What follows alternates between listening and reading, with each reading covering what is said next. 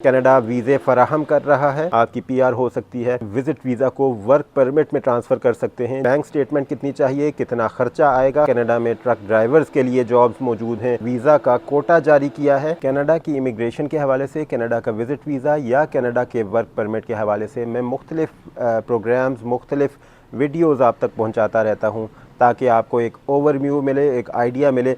आप वो वेबसाइट्स देखें जो अपनी वीडियोज़ के अंदर मैं शेयर करता हूँ, उन तक पहुँचें, गूगल करें और सर्च करें ताकि आप उन प्रोग्राम्स में अप्लाई कर सकें, कनाडा के लिए विज़िट वीज़ा या वर्क परमिट हासिल कर सकें। मेरी कोशिश होती है कि आप तक जितनी ज़्यादा इंफॉर्मेशन पहुँच सके पहुँचाऊँ, क्योंकि मेरे से बेतहाशा लोग पूछते हैं कि कनाडा कैसे आया जा सकता है। तो मेरी कोशिश होती है कि वीडियो की फॉर्म में एक वीडियो बनाकर उनको पूरी तफसील समझा दी जाए, बता दी जाए। मैं यहाँ पर ये भी बताता चलूँ कि मैं कोई इमिग्रेशन लॉयर नहीं हूँ या कंसल्टेंट नहीं हूँ। मेरी सिर्फ कोशिश है कि मैं अपने जो भाई हैं, जो परेशान हैं, जो कनाडा आना चाहते हैं, उनको इन्फॉर्मेशन प्रोवाइड करूं, उनको बताऊं कि ये प्रोग्राम्स हैं, इनमें आप अप्लाई करें तो आप कनाडा आ सकते हैं। लेकिन मेरी वीडियोस के नीचे जो कमेंट सेक्शन है उसमें बेतहाशा सवालात पूछे जाते हैं। कुछ ऐसे सवालात होते हैं जिनके जवाबात मैं कमेंट सेक्शन में ही दे देता हूं, लेकिन कुछ ऐसे सवालात भी हैं जिनका मैं आज जवाब देना चाहता हूं जो बहुत ज़्यादा पूछे जाते हैं। उसमें से एक जो मेन सवाल है कि क्या कनाडा ने पाकिस्तान के लिए कोई वीज़ा का कोटा जारी किया है, पाकिस्तान को कनाडा वीज़े फराहम कर रहा है। तो मैं बताता चलूँ कि ऐसा कोई कोटा किसी मुल्क के लिए कनाडा ने जारी नहीं किया। हाँ, ये ज़रूर है कि 2021 के अंदर कोविड की वजह से जो बैकलॉग आया था, जिसकी वजह से बहुत सी एप्लीकेशंस पेंडिंग में पड़ी थी, उस बैकलॉग को पूरा करने के लिए जल्दी में कुछ प्रोसेस किया गया। कुछ लोगों की किस्मत अच्छी थी कि उसके अंदर उनके भी वीज़े लग गए, लेकिन अब वो प्रोसेस स्लो होना शुरू हुआ है। 2021 के दरमियान से लेकर अब तक 2023 तक वीज़े लगे हैं, ज़रूर लगे हैं, लेकिन ये बात सोशल मीडिया के ऊपर फैलाई गई, कुछ कंसल्टेंट्स की तरफ से फैलाई गई कि कनाडा ने शायद कोई कोटा जारी किया है, पाकिस्तान को वीज़े फराहम कर रहा है, लेकिन इसमें कोई हकीकत नहीं है, ऐसी कोई बात नहीं है। तो ये सवाल मेरे से पूछा जाता है, तो ये उसका जवाब है कि कोई कोटा जारी नहीं किया गया। आपने अपनी डॉक्यूमेंटेशन को बेहतर करना है। जो एप्लीकेशन का आपका जो प्रोसेस है, जो एप्लीकेशन आप दायर करेंगे, उसको आपने बेहतरीन करके पेश करना है ताकि आपका वीज़ा लग सके। ऐसा नहीं है कि कोटे की वजह से या कनाडा पाकिस्तान पर मेहरबान है तो आप जैसी भी एप्लीकेशन डालेंगे आपका वीज़ा लग जाएगा। ऐसी कोई सूरत हाल नहीं है, ऐसी कोई ख़बर नहीं है। दूसरी बात जो मेरे से बेशुमार लोग पूछते हैं, बेतहाशा लोग ये सवाल करते हैं कि क्या कनाडा में जॉब्स अवेलेबल हैं, यानी कि अपने शोबे से रिलेटेड वो पूछते हैं। कुछ लोग पूछते हैं कि क्या कनाडा में ट्रक ड्राइवर्स के लिए जॉब्स मौजूद हैं।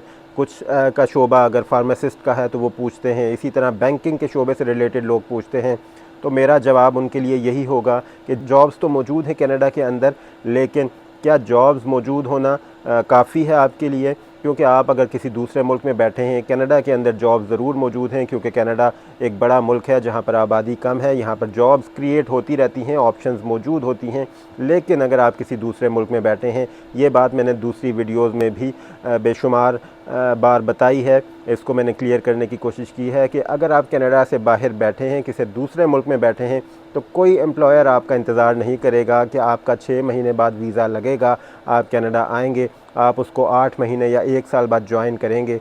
तो ये अनरियलिस्टिक सी बात है। जॉब ज़रूर मौजूद हैं, लेकिन उसके लिए आपको कनाडा आना पड़ेगा, यहाँ विज़िट करना पड़ेगा, विज़िट करके जॉब्स तलाश करनी पड़ेंगी, अप्लाई करना पड़ेगा। तब अगर आपको जॉब्स मिल जाती हैं तो आप उसको वर्क परमिट पे ट्रांसफ़र करवा सकते हैं अपने विज़िट वीज़ा को। इसके अलावा अगर आप इंडिया में, पाकिस्तान में या मिडल ईस्ट के किसी कंट्री में बैठे हैं और वहाँ से आप जॉब के लिए अप्लाई करते हैं तो बहुत मुश्किल है कि आपको कनाडा के अंदर जॉब मिले और आप कनाडा आ सकें। फिर एक और सवाल जो मेरे से बहुत ज़्यादा पूछा जाता है कि बैंक स्टेटमेंट यानी कि एक्सपेंसेस कितने आएंगे वीज़ा के ऊपर, कनाडा आने के ऊपर।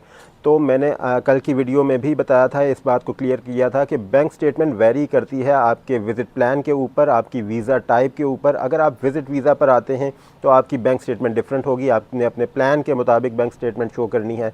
अगर आपका टूरिस्ट वीज़ा है, आपने ज़्यादा घूमना फिरना है, तो आपका खर्चा ऑब्वियसली ज़्यादा होगा, तो आपने उसके हिसाब से बैंक स्टेटमेंट शो करनी है। और अगर आप पीआर के लिए या इमिग्रेशन के लिए अप्लाई करते हैं तो उसका एक अलग तरीक़ाकार है, उसके लिए आपको फैमिली मेम्बर्स के मुताबिक मुताबिक अपनी बैंक स्टेटमेंट, अपने एसेट्स शो करने पड़ते हैं, अपनी फाइनेंशियल पोजीशन शो करनी पड़ती है। तो ये सवाल मेरे से बहुत पूछा जाता है कि बैंक स्टेटमेंट कितनी चाहिए, कितना खर्चा आएगा। खर्चे से मुतालिक भी मैं बताऊं कि अगर आप किसी कंसल्टेंट के पास जाते हैं तो कंसल्टेंट मुख्तलिफ कीमत आपसे उसकी मांगते हैं। वीज़ा के लिए, डिफरेंट प्रोग्राम्स के लिए, विज़िट वीज़ा के लिए भी डिफरेंट पैसे मांगे जाते हैं। अगर आप खुद अप्लाई करेंगे तो उसके लिए आपको कम पैसा देना पड़ेगा। ऑनलाइन जो इनकी फ़ीस है वो तकरीबन 35 से 40 हज़ार पाकिस्तानी रुपए है, $180 है। इसी तरह बायोमेट्रिक की फ़ीस है तो वो नहायत कम हो जाती है। लेकिन अगर आप किसी कंसल्टेंट के थ्रू जाएंगे तो वो आपसे प्रोसेसिंग फ़ीस भी चार्ज करेंगे, इसके अलावा दूसरी फ़ीसें भी होंगी तो वो आपको ज़्यादा पेमेंट करनी पड़ेगी। तो मुख्तलिफ़ तरीक़ेकार हैं, मुख्तलिफ़ ऑप्शंस हैं। आप कौन सी ऑप्शन अवेल करना चाहते हैं उसके मुताबिक आपको उतना ही खर्चा करना पड़ेगा। एक और सवाल जो मेरे से बहुत ज़्यादा पूछा जाता है कि क्या हम अपने विज़िट वीज़ा को वर्क परमिट में ट्रांसफ़र कर सकते हैं? जी बिल्कुल कर सकते हैं। ये एक बेहतरीन तरीका है। अगर आप कनाडा विज़िट पर आएंगे, यहाँ पर जॉब तलाश करेंगे, यहाँ पर एम्प्लॉयर से मिलेंगे, अगर आपको जॉब मिल जाती है तो आप बआसानी अपने विज़िट वीज़ा को वर्क परमिट पर ट्रांसफ़र कर सकते हैं। और ये एक बेहतरीन तरीका है। जैसा कि मैंने पहले भी बताया कि अगर आप किसी दूसरे मुल्क में बैठे हैं और यहाँ पर जॉब के लिए अप्लाई करते हैं तो बहुत मुश्किल हो जाता है। उसके लिए आपको कनाडा विज़िट करना पड़ेगा, यहाँ पर जॉब हासिल करना पड़ेगी। अगर आपको जॉब मिल जाती है तो आप वर्क परमिट में अपने विज़िट वीज़ा को ट्रांसफ़र करते हैं। उसके 6 महीने बाद आप पीआर के लिए दरख्वास्त डाल सकते हैं, आपकी पीआर हो सकती है। आखिर में बहुत से लोग कमेंट्स में अपना व्हाट्सएप नंबर शेयर करते हैं, मेरे से मेरा राब्ता नंबर मांगते हैं।